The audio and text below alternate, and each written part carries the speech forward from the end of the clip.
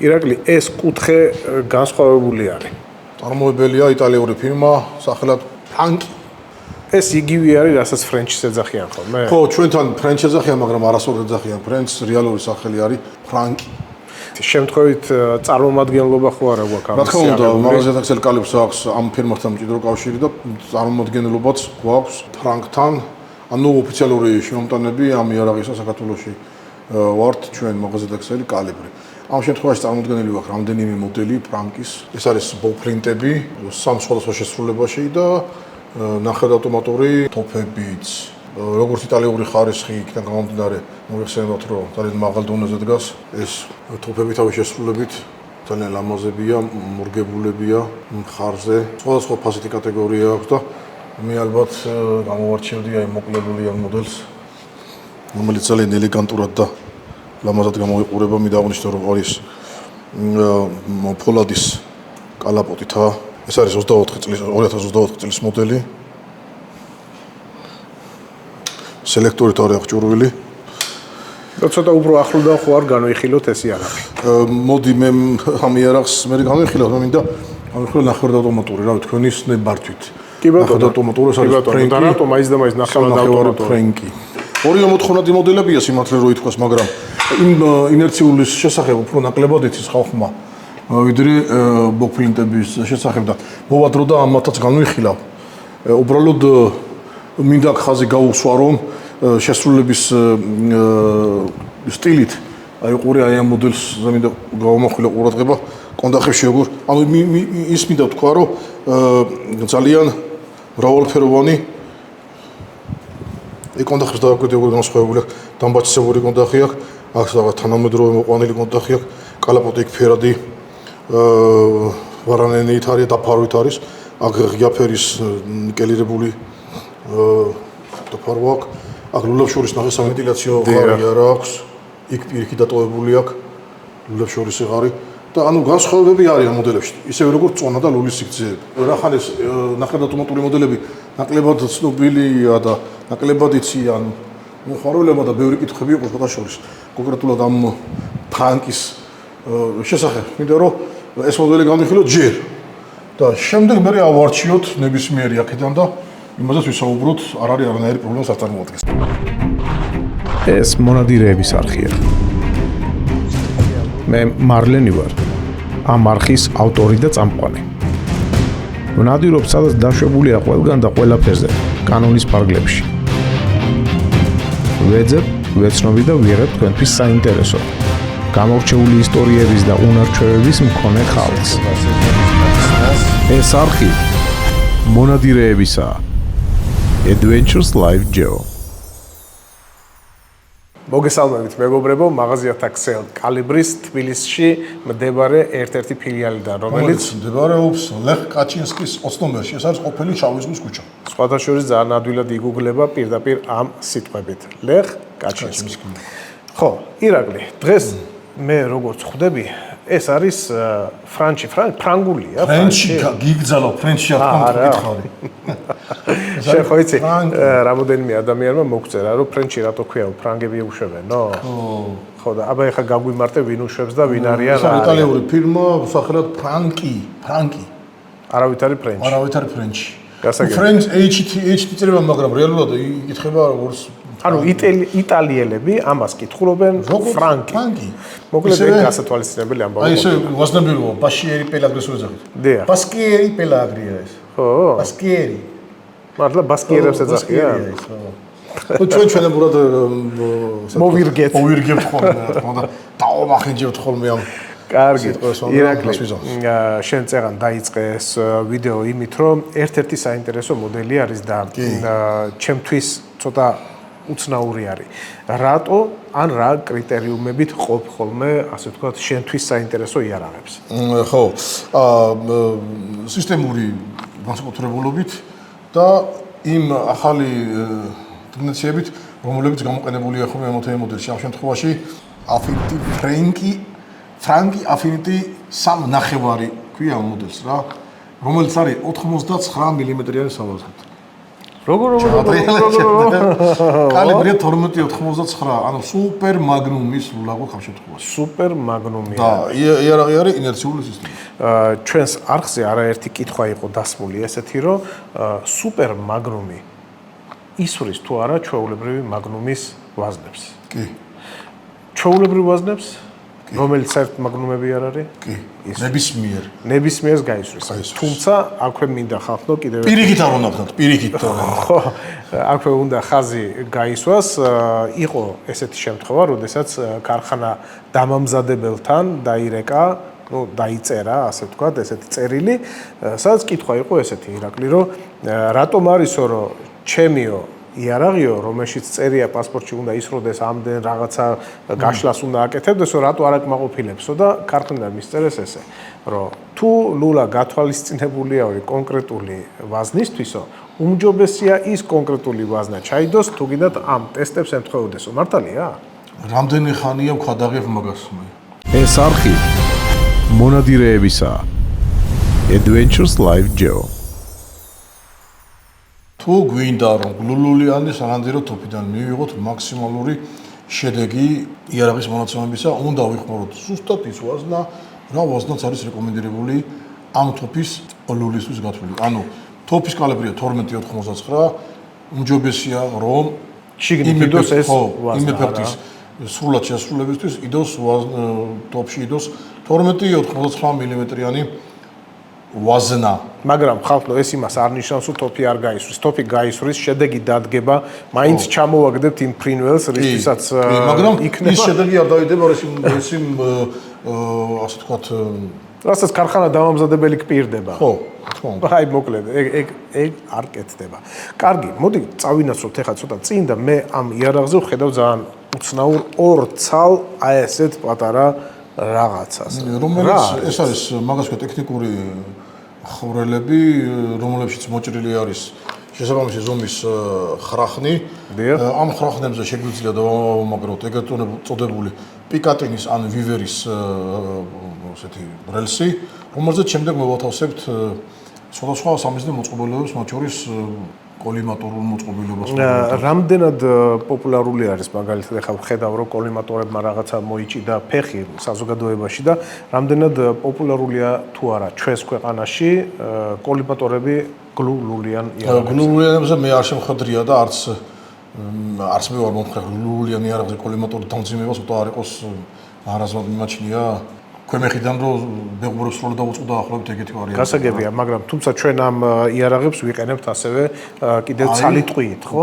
როცა გათვლილი გვაქვს რომ უნდა ვინადიროთ ცალიტყვით სროლის დროს, აი ამ შემთხვევაში კიდე გამართლება აქვს, როცა სხვა საშუალება არ აქვს და გვიწევს ერთი იარაღით დიდი ნადირობა, მაგალითად სამონადირო მეურნეობაში დაცვე ღორზე ან მოგიწია ცხენირებზე ნადირობაც. ჩვენი გამომწერები არიან. ცხენირებზე ნადირობას მოგიწია. აი ამ შემთხვევაში გამოგადგებოდა კოლიმატორული? კი, ნამდვილად გამომადგებოდა და აქვე კიდევ უნდა გაესვას ხაზი ერთ ფაქტორს ხალხო, რა თქმა უნდა ეს დამწყებებს ეხებათ, არასოდეს არ არის ის მომენტი, როდესაც სანადიროდ მივდივართ და არ ვიცით რაზე მივდივართ. როგორც წესი, სანადიროდ როცა მივდივართ, წინასწარ არის დაგეგმილი, რაზე მივდივართ, რისთვის მივდივართ და რამდენის მონადირებას ვაპირებთ. ამაზეც ნაფიქრი უნდა იყოს. ხო. წესიერ ქვეყნებში ეგრეა ხო, წესიერ მონადირე ბევრი შვებიან. დიახ. ხო და აქედან გამომდინარე ხალხო ზუსტად ხდება ასე ვთქვათ ამ ამუნიციის შეძენაც წაღებაც და ურში გამიელო ახალეთი კაი კაცის მიხვდება რომ ეს საუბარი ჩვენი საერთო მეგობარია მოგითხო არ დავასახელებ სახელ და გვა სპეციალურად რომ ავიღეთ ეთნადირი რაციაში გახკიო და აღარ ესულოთ მეორეს აღარ მინდა აღარ არის საჭირო და მე რა თქმა უნდა ვეთანხმები ამ ასეთ შემართებას და ასეთ მიდგომას იმიტომ რომ ჩვენია ყველაფერი და უნდა გავუფრთხილდეთ ერთი ნადირი მოვინადირეთ ავიღეთ აღარ არის აუცილებელი მეორე მესამე მეათე და ამოწყუტო ერთიანად ყველაფერი. რა თქმა უნდა. ბოლო-ბოლო დაუტოვოთ თუ არა ჩვენს მომავალ თაობას ნადირი, მაგი პირველ რიგში ალბათ საკუთარ თავებს უნდა ვკითხოთ. ხო და მოკლედ. ჩვენ შემდეგ ჩვენი მომავალ თაობა მოდის და ფერდაბაღ მოყვებია. რა თქმა უნდა. ეს არხი მონადირეებისა. Adventures Live Geo. ხარისხობრივ რამდენად კარგი იარაღები არის ეს იარაღები. შენი აზრი მაინტერესებს ამ იარაღზე.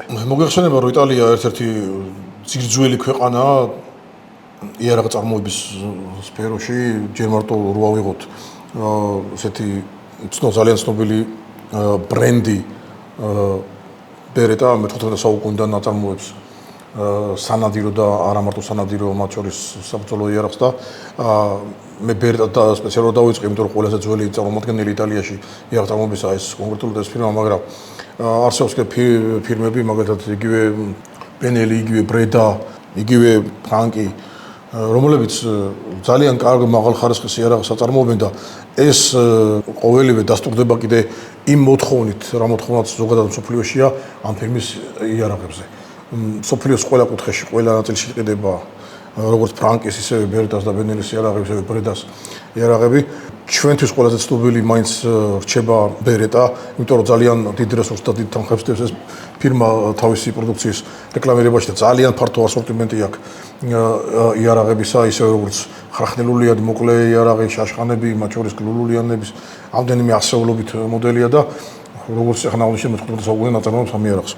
რაც შეეხება ფრანკის, ეს შედარებით ახალგაზრდა ფირმაა, მაგრამ გარწმუნებთ რომ ხარისხით არ ჩამოუვარდება იმ წამყვან ბრენდებს, რომლებიც ასე ვთქვათ მყარად არიან უკვე ბაზარზე დამკვიდრებულები და კალიბრიც მოგეხსენებათ წარმომადგენელი არის ამ ფირმისა მსოფლიოში, საქართველოში ოფიციალური შემომტანები ამ ფირმის იარაღისა ვართ მაღაზია და ქსელი კალიბრი. ეს იარაღები არაერთხელ გატესტილა ჩვენი მხრიდან არაერთხელ დათვალიერებულა ამ იარაღების საკვანძო დეტალები ის საინჟინრო გადაწყვეტილებები რაც მიღებულია ამ იარაღის ერგონომიკაში და მექანიკაში და არ ყოფილა შემთხვევა რომ ამ იარაღს ან გაეჭედოს ან ამ პრობლემა შექმნდეს იმ გამარტივებული მექანიზმისა და იმ კარგად ცნობილი და დამუშავებული სისტემების გამო რაც უკვე არაერთი ათწლეულია მუშაობს და არის და ჩვენმა მოხმარებელებს კარგად იცის. ფაქტიურად ნახმარია ბენელის სისტემა, ბენელი ინიეცია სისტემა, ორად განსხვავება არის. ერთი რომ უკმოქმედების ზამბარა კონტაქტის მეუღლად გადატანილი არის წინ. აჰა, გასაგებია. ესე იგი, ეს არის ახლა გაზოგადამტენი იარაღი? თუ ინერციული არის? ინერციული არის და ამ ინერციის ხარჯზე ახერხებს ფაქტიურად მუშაობას წინვარად, ხო? წეგან შევამჩნიე, სანამ ჩავთავდით კამერას, ქონდა დაშლილი ეს იარაღი, ემზადებოდი გადაცემისთვის. დიახ, შევამჩნიე, რომ ძალიან ნაცნობი თავაკი დამხვდა იქ. კი ბატონო, კაი თვალები. დაკვირვებული თვალები. შეიძლება ეს მაყურებელს ვაჩვენოთ? ხო, რა თქმა უნდა, ახალი არაფერი არ იქნება, ხალხო ეს არის ბრუნჩეულანის მექანიზმის ნახევრად მბრუნავი თავაკი, რომელიც 90 გრადუსით ბრუნდება ლულის საღაზიო ნაწილში და ჩაკეტვაც ორ კბილზე ხდება. წარმოგიდგენთ ახლა ამ მექანიზმს თვალნათლივად თქვენ თვითონაც ძალიან ბევრი იცნობს კიდევაც ამ ჩაკეტვის სისტემას.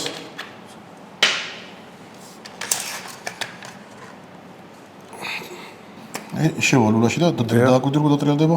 კი, გამოსვლისას ტრიალდება. ეგ ფაქტიურად უზრუნველყოფს რას, რომ იდეალურად ჩაკეტოს ორი საბრძოლო კბილია, ერთი აქედან და შემოbrunების დროს დატოვებული აქვს ლულაშიც ესეთი ამ კბილების შესატყვისი ადგილი, სადაც ეს კბილები შემოbrunდება და ჩაიკეტება. უმარტივესი სისტემაა მოკლედ, განსხვავება ბენელის სისტემისა აქ რომ არის ის რომ უკან დატოვებული კუდის ნაწილი არა აქვს ამ შემთხვევაში რომელიც იძირება კონდახში და უკმოქმედების ზამბარაზე ბჯინება. ამ შემთხვევაში წინ გადატანილი გვაქვს ესეთი უკმოქმედების ზამბარა გამოტანილი არის წინ და ძალიან გავს გაზოგადამტენ სისტემას. კი, აქ რო იყოს გუში ჩათვალო გაზოგადამტენი სისტემა. დიახ. მაგრამ არ არის გაზოგადამტენი სისტემა, გუში არ აქვს. გასაგებია. სა ინერციული სისტემა. გუში რომ არა გვაქვს კიდევ ერთხელ ჩვენი მომხმარებლის დავარწმუნო თამაში, აი. დივირი. აი, მუხტაში ნახროტები არ არის, შესაბამისად ვერ იქნება ეს გაზოგადამტენი სისტემა. ძალოვანი მხრებია, რომლებიც ასე ვთქვათ, აწვევიან ჩამკრალ სისტემას. როგორც წინამორთულებით, ისე უკანამორთულებით და ახდენენ საკეთის მოძრაობას. რაც შეეხება ლულას. ლულის კუდის ნაწილი არის წაგრძელებული ფორმის. ამ შემთხვევაში აუნდირებული, ქრომირებული არ არის და აი ეს ამონგდები კვილი ხშირად მოხმე საუბარი ამ კვილზე არის დაზამბარებული, აი ყურერგური ზამბარითაა და ჩამარულია შიგნით. აი ამ ზამბარაზეა ლაპარაკი, ხო? ექსტრაქტორის კბილია, კი. ნე. ზოგმოდელებში ეს მყარად არის ხოლმე და ხშირად გამოდის ხოლმე წყობრიდან და როცა ზამბარით არის აღჭურვილი. ბიზგს უყუცემის ბიზგს ეს ზამბარა იღებს თავის თავზე, ანუ ანეიტრალებს და ხდება მასრის ამოტყორცნა საექსტრაქციო ფანჯრიდან. ამ კბილის დახმარებით. აწყობა მე როგორც ხვდები, იგივე პრინციპით ხდება, როგორც ხშლით, ხო? უკონ მართლებით აეწყობა. ეს ყოველთვის ასე არის ფაქტიურად ყველა იარაღში, ხო ესე? არა, ეს ახლა ამ შემთხვევაში დააკვირდი ტიბჟირი და ლულა ერთად უნდა შეიკრას და მე უნდა წამოეცვას მილიონი წლის, მაგრამ ხშირად არის ხოლმე რომ ლულა წელკიჭდება, მე ტიბჟირი დგება განსხვავებული მექანიზმებით და განსხვავებული სისტემებით გამომდინარე ეს. აი ეს ხდება. და მე ჩამოხევა საკუთარ და პირდაპირ ძალიან მარტივად აი ესე იკეთება, აი დააკვირდი თავაკს შეუბრუნდა. ხშირად დააკვირდი გვატრიალდება, ჯერ ტრიალდება და მე გამოდის. ჯერ დატრიალდება და გამოდის. კი ბატონო. დატრიალდება და გამოდის. ხო. გვაქვს კიდე ესეთი სისტემა მსგავსი პენელი ინერცია სისტემაზე, ქვია ინერცია პლუსი. დამატებული აქვს ერთი პატარა ზამბარა, რომელიც უზრუნველყოფს თავაკის აუცილებლივ შემოbrunებას. ანუ აი ესეთი შემთხვევები არ გვექნება. ნახე ახლა თავაკი არ შემოტრიალდა. თხრილად მივაწექით და თავაკის შემოbrunება არ მოხდა. და წავატყავ ხელს. მე შეტრიალდება, მაგრამ აი ასე არ გააკრა. ინერცია პლუსი ზამბარა აქვს და ის აუცილებლად მიაწვევა, მაგრამ გასრულის დროს ეს შემთხვევები არ გვაქვს ხოლმე, იმიტომ რომ გასრულის დროს ეჯახება საკეს და რო არ შემოტრიალდეს თავაკი არ შეიძლება. ყოველთვის შემოტრიალდება. წონაში ეს იარაღი ძალიან იგებს, იმიტომ რომ ძალიან მსუბუქია. წონა ხო არიცი? წონა არ ვიცი, მაგრამ ნუ ყოველ შემთხვევაში შეიძლება ხელით შემოყვასო? კი, მსუბუქია ძალიან და მაღალი სამიზნით ამასთ არის აღჭურვილი კონკრეტული მოდელი. სხვადასხვა რაც შეეხება ბალანსს ხალხმა. ბალანსით საკმაოდ ნორმალურად არის. აი მაღალ სამიზნიანი ტოფები ვისაც მოსწონს ძალიან კარგი ვარიანტია და მინდა ისიც დავამატო რომ არ დაგავეწდეთ ტოფი არის სუპერ მაგნუმი 1299, ანუ 50 გრამ საფანს თავისუფლად ესურს. ანუ 89 მმ-იანი სავაზნე ავტომატურად ნიშნავს, რომ 70 გრამ საფანტის გასრულა შეუძლია იარაღს. რატო შეიქმნა ასეთი მძლავრი იარაღი? რომ აი მაინც და მაინც აი ამ ხელა ვაზნებით შეიძლება რომ გაისროლოს. რაზე შეიძლება ამით ნადირობა? ძირითადად ეს ტოფები და ზოგადად კალიბრის გაზრდა გამოიწვია ტექნოლოგიების განვითარებამ. შეიქმნა ესეთი დენტები, რომლებიც უფრო თანაბრად და უფრო ნელა იწვევდნენ ნიტროდენტებზე მაქვს საუბარი. შეიქმნა მეტალის მარკები, რომლებიც უფრო გაცილებით მეტნევას და დატვირთვებს უძლებენ. და შესაბამისად მოთხოვნა იყო იმაზე, რომ წყალზე მცურავ ფრინველებზე სანადიროდ უმჯობესი იყო, რომ დიდი წონის სჭურვები გვეხმარა. მაგნუმები და სუპერმაგნუმები მაქვს საუბარი. ზუსტად ამ გამოძახილმა გამოიწვია ის ვარიანტი, რომ შექმნილი იყო უფრო ძლიერი ვაზნები. სიძლიერე არ ნიშნავს, რომ გლულულიანი ტოფი გაისურს უფრო შორს და მოკლავს უფრო შორს. ეს გამორიცხული ვარიანტია, უბრალოდ და ის საინტერესო არის, ხო? ანუ ბატი მაგალითად შემიძლია მოკლა იქ რაღაც 120 მეტრზე? არ არსებობს ეგ. იშვიათ შემთხვევაში შეგვიძლია დავაზიან ყოფილა ხოლმე შემთხვევები, რომ მართლა ძალიან შორმანდელი და მომხდარა რომ ხო რაღაცა მოხდა და ჩამოვარდა, მაგრამ ეს არ ნიშნავს იმას, რომ სტაბილურად ასაჩერებს მიიღებთ. უბრალოდ 70 გრამიანი და მაგნუმი და სუპერმაგნუმის ვაზნები გათვლილია იმაზე, რომ შექმნას უფრო მჭიდრობადე და დაფარვის დიდი ზონა, ანუ თუ 35 გრამის საფანტით დაიფარება, სიტყვაზე ვიძახი 40 სანტიმეტრის წრე 50 გრამ საფანტი დავფარავთ 60-70 სანტიმეტრის წრეს, უფრო მჭიდროდ. აი ძალიან საინტერესო აღება წყალმცურავ ფრინველებზე, ხო, აღების და მოპოვების თემა უფრო იზრდება მოკლედ რა. საშუალო მანძილი მაინც გლულულიან ტოფებს აქვთ ყველას ერთი. მე ახლა მეტრებზე და სანტიმეტრებზე არ დავიწყებ საუბარს. შუაში შემოვიტანოთ იარაღი. ბატონო, შემოვიტანოთ, აი ასე. აი ლამაზად რო გამოჩნდეს. გლულულიან ტოფების ეფექტური ცეცხლის მანძილი, ანუ ეფექტური სროლის მანძილი დაახლოებით მაინც ერთი აქვს, მე სანტიმეტრებზე და მილიმეტრებზე ხსუმავს და ასე ქვევით არ დავეშვიდათ დავწვრილმანდები, არ აქვს არანაირი აზრი, მაგრამ ძირითადად არის ხოლმე ერთი მანძილი, ეს არის წარმოადგენს 40-50 მაქსიმუმ 50 მეტრი, მაგრამ იშვიათ შემთხვევაში უფრო მეტი მანძილი რა. 7 წელი აქვს გარანტიაო მექანიზმზეო. ამას ჩვენი მაღაზია ითვალისწინებს? თუ უბრალოდ ისე მარკეტინგული ხრიკია? არ არის ხრიკი, ეს ხალხანწარმოებელი ძლევა 7 წლის გარანტიას იქნება ხო. ეს არხი მონადირეებისა. Adventures Live Geo. იარაღი მაღალ თამასაზე არის. მე ვხედავ რომ შესაკრები ასე ვთქვათ. შუქშემკრები სამიზნე კორა. შემკრები კორა საკმაოდ ისეთი არის წვრილი, ეფექტური. კი ბატონო. კორები გვაქვს ამ მაღაზიაში იყიდება ცალკე? კი. მოკლედ შოვნა შეიძლება ხო? შოვნა შეიძლება. ამას მოყვება თუ არა кейსი? кейსი არ მოყვება, იმიტომ რომ მაქსიმალურად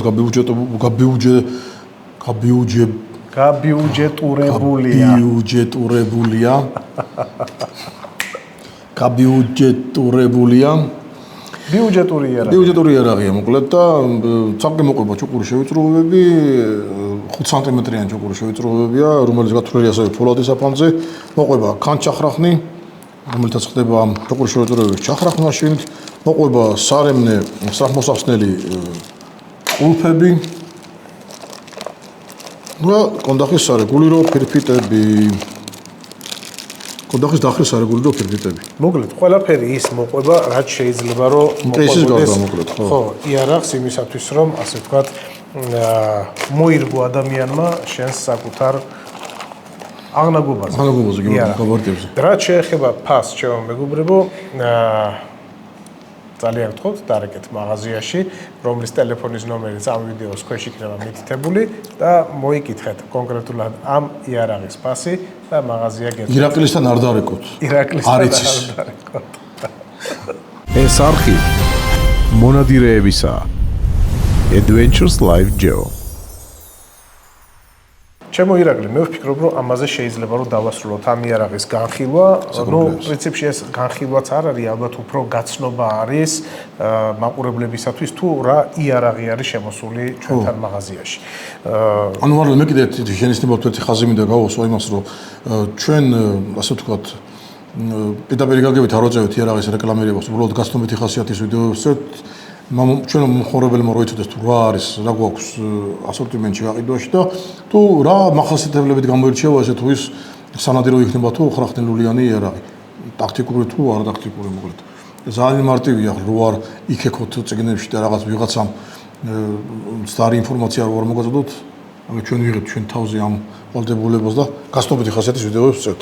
თუ მოგწონთ გაგვაგებინეთ, თუ არ მოგწონთ ესეც გითხარით. გაგება როგორ ხდება მეგობრებო, ლაიქის საშუალებით. დაგვილაიქეთ ვიდეოები, არა იმიტომ რომ შეაფასოთ კონკრეტული იარაღი თქვენ მოგწონთ თუ არა, არამედ იმიტომ რომ შეაფასოთ ჩვენი შრომა, რომელსაც ვცდილობთ რომ თქვენამდე მოვიტანოთ.